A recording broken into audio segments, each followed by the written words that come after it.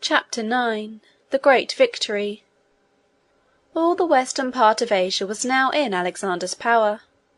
He was undisputed master of Asia Minor, Phoenicia, Judea, and Egypt. He returned from Egypt to Tyre, leaving governors to rule in his name in all the conquered provinces. The injuries which had been done to Tyre during the siege and the assault were repaired, and it was again a wealthy, powerful, and prosperous city. Alexander rested and refreshed his army there, and spent some weeks in most splendid festivities and rejoicings. The princes and potentates of all the neighbouring countries assembled to partake of his hospitality, to be entertained by the games, the plays, the spectacles, and the feastings, and to unite in swelling his court and doing him honour. In a word, he was the general centre of attention for all eyes, and the object of universal homage. All this time, however, he was very far from being satisfied, or feeling that his work was done. Darius, whom he considered his great enemy, was still in the field, unsubdued. He had retreated across the Euphrates, and was employed in assembling a vast collection of forces from all the eastern nations which were under his sway, to meet Alexander in the final contest. Alexander therefore made arrangements at Tyre for the proper government of the various kingdoms and provinces which he had already conquered, and then began to prepare for marching eastward with the main body of his army. During all this time the ladies of Darius's family, who had been taken captive at Issus, had been retained in captivity, and made to accompany Alexander's army in its marches. Alexander refused to accede to any of the plans and propositions which Darius made, and offered for the redemption of his wife and mother, but insisted on retaining them as his prisoners. He, however, treated them with respect and high consideration. He provided them with royal tents of great magnificence, and had them conveyed from place to place when his army moved, with all the royal state to which they had been accustomed when in the court of Darius. It has been generally thought a proof of nobleness of spirit and generosity in Alexander that he treated his captives in this manner. It would seem, however, that true generosity would have prompted the restoration of these unhappy and harmless prisoners to the husband and father who mourned their separation from him, and their cruel sufferings, with bitter grief. It is more probable, therefore, that policy, and a regard for his own aggrandizement, rather than compassion for the suffering, led him to honour his captive queens.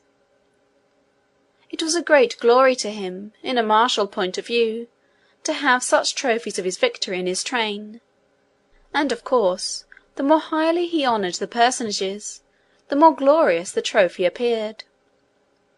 Accordingly Alexander did everything in his power to magnify the importance of his royal captives by the splendour of their retinue, and the pomp and pageantry with which he invested their movements.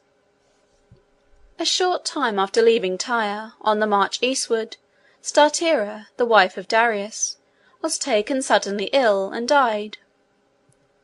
The tidings were immediately brought to Alexander, and he repaired without delay to Sisygambis's tent. Sisygambis was the mother of Darius.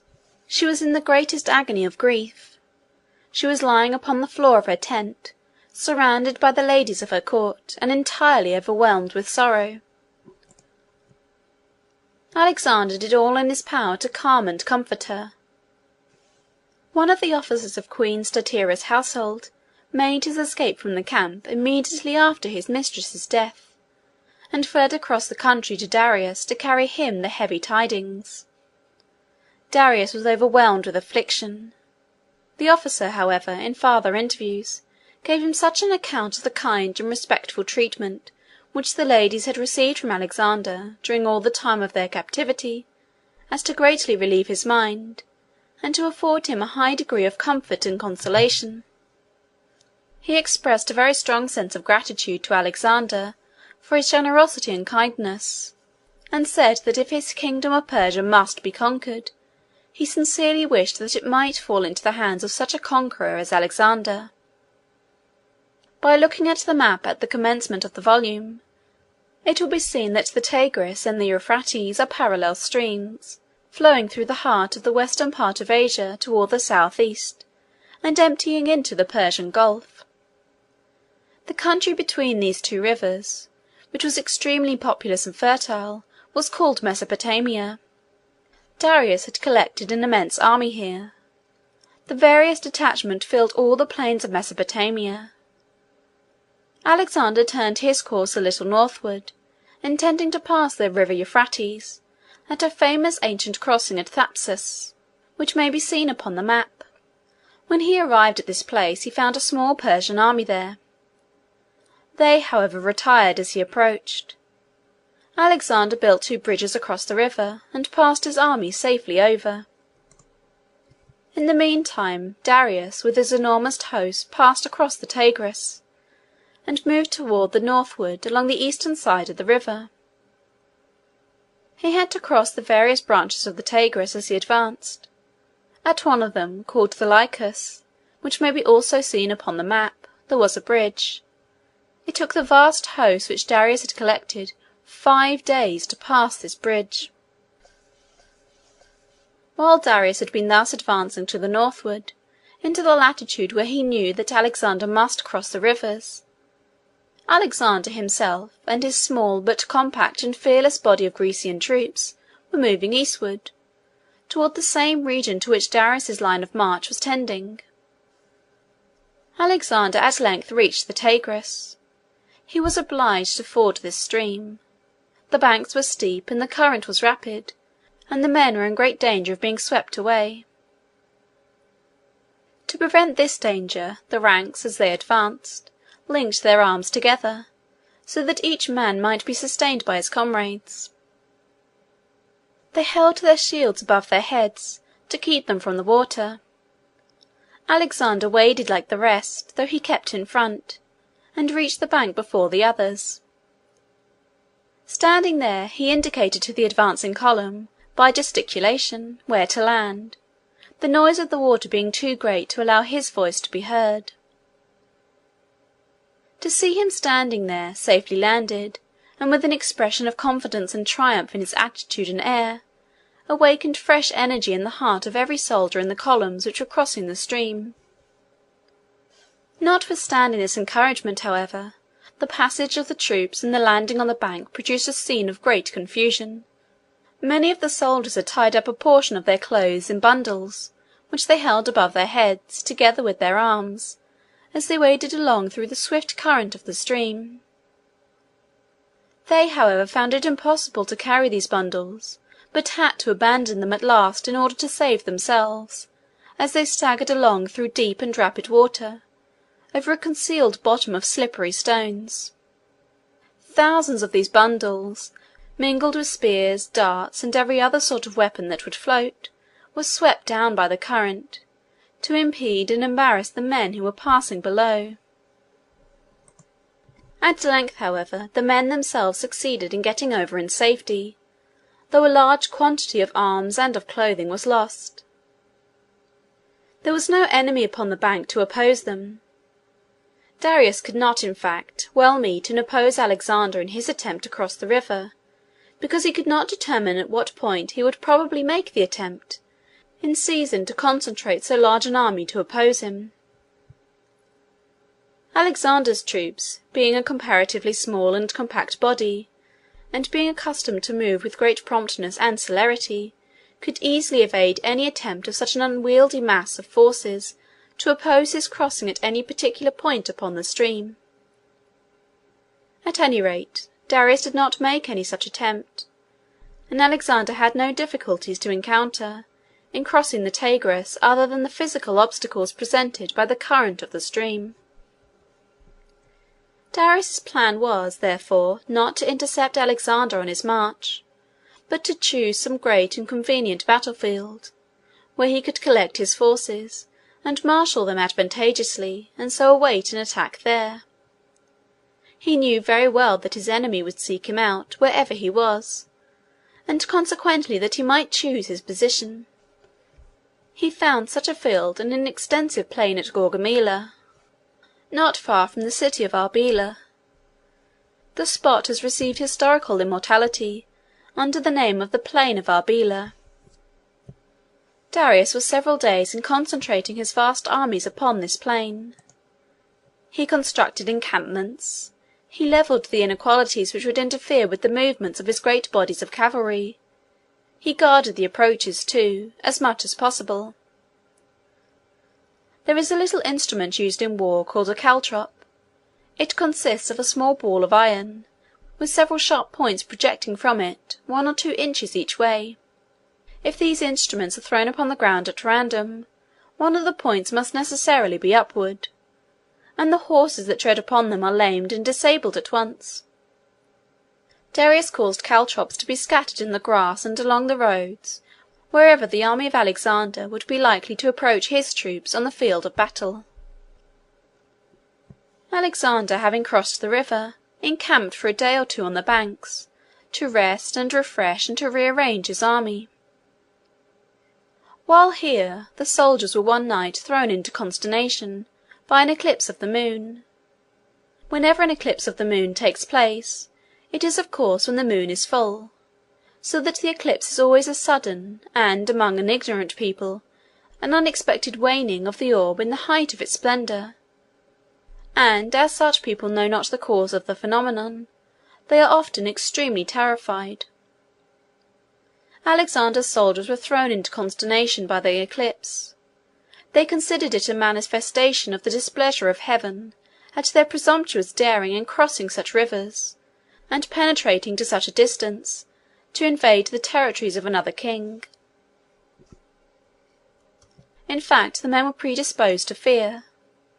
Having wandered to a vast distance from home, having passed over such mountains and deserts, and now at last, having crossed a deep and dangerous river, and thrown themselves into the immediate vicinity of a foe 10 times as numerous as themselves, it was natural that they should feel some misgivings. And when at night, impressed with the sense of solemnity which night always imparts to strange and novel scenes, they looked up to the bright round moon, pleased with the expression of cheerfulness and companionship which beams always in her light, to find her suddenly waning, changing her form, withdrawing her bright beams, and looking down upon them with a lurid and murky light, it was not surprising that they felt an emotion of terror. In fact, there is always an element of terror in the emotion excited by looking upon an eclipse, which an instinctive feeling of the heart inspires. It invites the spectacle with a solemn grandeur. It holds the spectator, however cultivated and refined, in silence while he gazes at it. It mingles with the scientific appreciation of the vastness of the movements and magnitudes by which the effect is produced. And while the one occupies the intellect, the other impresses the soul. The mind that has lost, through its philosophy, the power of feeling this emotion of awe in such scenes, has sunk, not risen. Its possessor has made himself inferior, not superior, to the rest of his species, by having paralysed one of his susceptibilities of pleasure. To him an eclipse is only curious and wonderful, to others it is sublime. The soldiers of Alexander were extremely terrified. A great panic spread throughout the encampment. Alexander himself, instead of attempting to allay their fears by reasoning, or treating them as of no importance, immediately gave the subject his most serious attention. He called together the soothsayers, and directed them to consult together, and let him know what this great phenomenon portended. This mere committing of the subject to the attention of the soothsayers had a great effect among all the soldiers of the army. It calmed them. It changed their agitation and terror into a feeling of suspense, in awaiting the answer of the soothsayers, which was far less painful and dangerous. And at length, when the answer came, it allayed their anxiety and fear altogether. The soothsayers said that the sun was on Alexander's side, and the moon on that of the Persians, and that this sudden waning of her light foreshadowed the defeat and destruction which the Persians were about to undergo. The army were satisfied with this decision, and were inspired with new confidence and ardour. It is often idle to attempt to oppose ignorance and absurdity by such feeble instruments as truth and reason, and the wisest managers of mankind have generally been most successful when their plan has been to counteract one folly by means of the influence of another. Alexander's army consisted of about 50,000 men, with the phalanx in the centre. This army moved along down the eastern bank of the Tigris, the scouts pressing forward as far as possible in every direction in front of the main army, in order to get intelligence of the foe. It is in this way that two great armies feel after each other, as it were, like insects creeping over the ground, exploring the way before them with their antennae. At length, after 3 days' advance, the scouts came in with intelligence of the enemy. Alexander pressed forward with a detachment of his army to meet them. They proved to be, however, not the main body of Darius's army, but only a single corps of 1,000 men in advance of the rest. They retreated as Alexander approached. He, however, succeeded in capturing some horsemen, who gave the information that Darius had assembled his vast forces on the plain of Arbela, and was waiting there in readiness to give his advancing enemy battle. Alexander halted his troops. He formed an encampment, and made arrangements for depositing his baggage there. He refreshed the men, examined and repaired their arms, and made the arrangements for battle. These operations consumed several days. At the end of that time, early one morning, long before day, the camp was in motion, and the columns, armed and equipped for immediate contest, moved forward.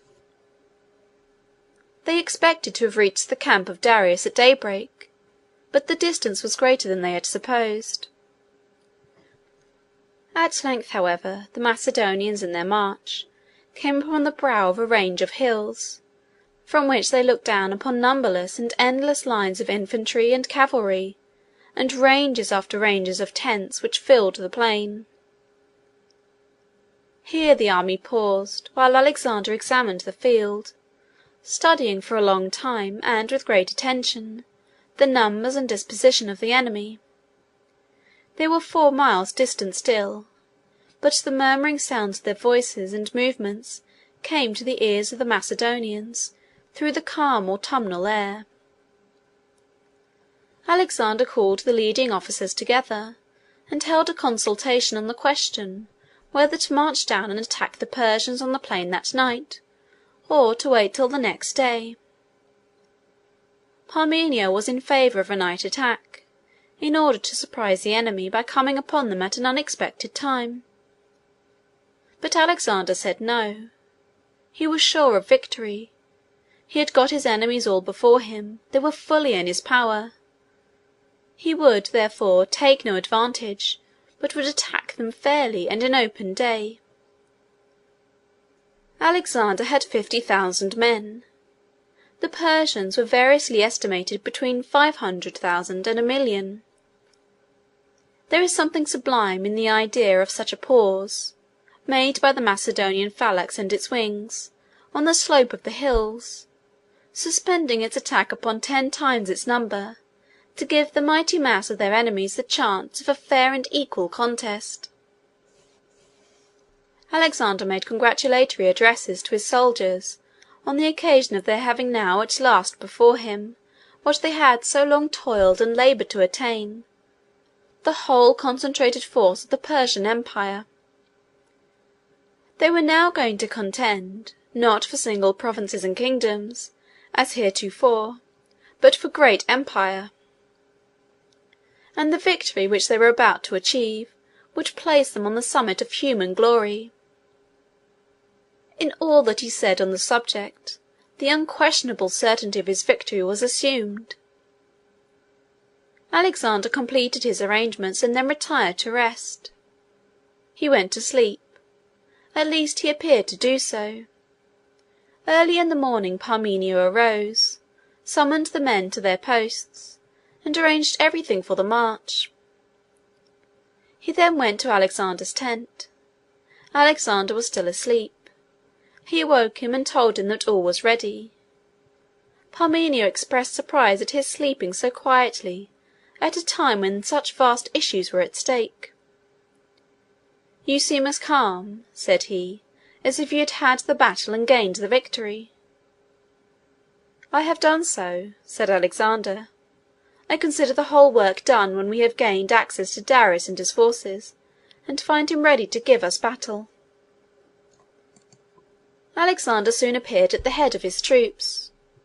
Of course this day was one of the most important ones of his life, and one of the historians of the time has preserved an account of his dress as he went into battle. He wore a short tunic, girt close around him, and over it a linen breastplate, strongly quilted. The belt by which the tunic was held was embossed with figures of beautiful workmanship. This belt was a present to him from some of the people of the conquered countries through which he had passed, and it was very much admired. He had a helmet upon his head of polished steel, with a neck-piece, also of steel, ornamented with precious stones. His helmet was surmounted with a white plume. His sword, which was a present to him from the king of Cyprus, was very light and slender, and of the most perfect temper. He carried also a shield and a lance, made in the best possible manner for use, not for display. Thus his dress corresponded with the character of his action. It was simple, compact, and whatever of value it possessed consisted in those substantial excellences which would give the bearer the greatest efficiency on the field of battle. The Persians were accustomed to make use of elephants in their wars. They also had chariots with scythes placed at their axles, which they were accustomed to drive among their enemies and mow them down. Alexander resorted to none of these contrivances. There was the phalanx, the terrible phalanx, advancing irresistibly, either in one body or in detachments, with columns of infantry and flying troops of horsemen on the wings. Alexander relied simply on the strength, the courage, the energy, and the calm and steady but resistless ardour of his men, arranging them in simple combinations, and leading them forward directly to their work. The Macedonians cut their way through the mighty mass of their enemies with irresistible force. The elephants turned and fled. The foot soldiers seized the horses of some of the scythe-armed chariots and cut the traces. In respect to others they opened to the right and left and let them pass through, when they were easily captured by the men in the rear. In the meantime the phalanx pressed on, enjoying a great advantage in the level nature of the ground. The Persian troops were broken in upon and driven away wherever they were attacked. In a word, before night the whole mighty mass was scattering everywhere in confusion, except some hundreds of thousands left trampled upon and dead, or else writhing upon the ground and groaning in their dying agonies. Darius himself fled. Alexander pursued him with a troop of horse as far as Arbela, which had been Darius's headquarters, and where he had deposited immense treasures. Darius had gone through and escaped when Alexander arrived at Arbela, but the city and the treasures fell into Alexander's hands. Although Alexander had been so completely victorious over his enemies on the day of battle, and had maintained his ground against them with such invincible power, he was nevertheless a few days afterward driven entirely off the field and completely away from the region where the battle had been fought. What the living men standing erect in arms and full of martial vigour could not do, was easily and effectually accomplished by their dead bodies corrupting on the plain. The corpses of 300,000 men, and an equal bulk of the bodies of elephants and horses, was too enormous a mass to be buried. It had to be abandoned, and the horrible effluvia and pestilence which it emitted drove all the inhabitants of the country away. Alexander marched his troops rapidly off the ground, leaving, as the direct result of the battle, a wide extent of country depopulated and desolate, with the vast mass of putrefaction and pestilence reigning in awful silence and solitude in the midst of it. Alexander went to Babylon.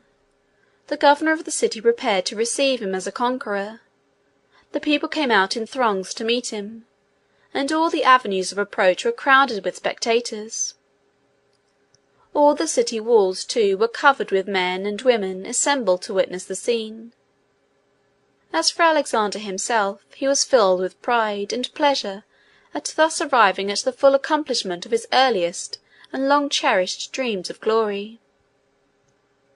The great storehouse of the royal treasures of Persia was at Susa, a strong city east of Babylon. Susa was the winter residence of the Persian kings, as Ecbatana, further north, among the mountains, was their summer residence.